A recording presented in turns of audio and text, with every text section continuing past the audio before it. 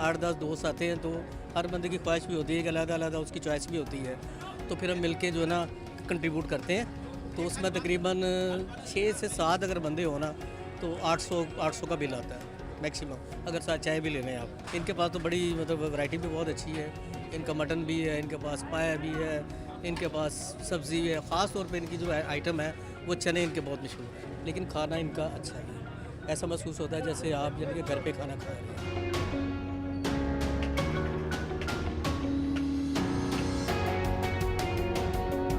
खाना सस्ता भी है और हर मतलब बंदा के राइट में है कि वो अफोर्ड कर सकता है।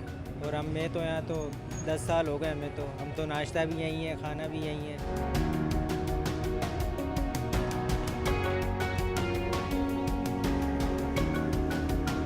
सन 64 से बैठे हुए हैं और माशाल्लाह हमारी पूरी कराची में मशहूरी है।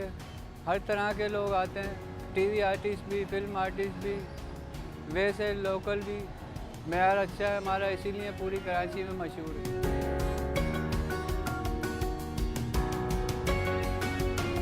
एक तो रेट इनके मुनासिब है, गरीब भी खा सकता है, हर बंदा नॉर्मल बंदा भी खा सकता है। रेट के लिहाज से भी यहाँ हर बंदा आ सकता है, मुनासिब रेट है।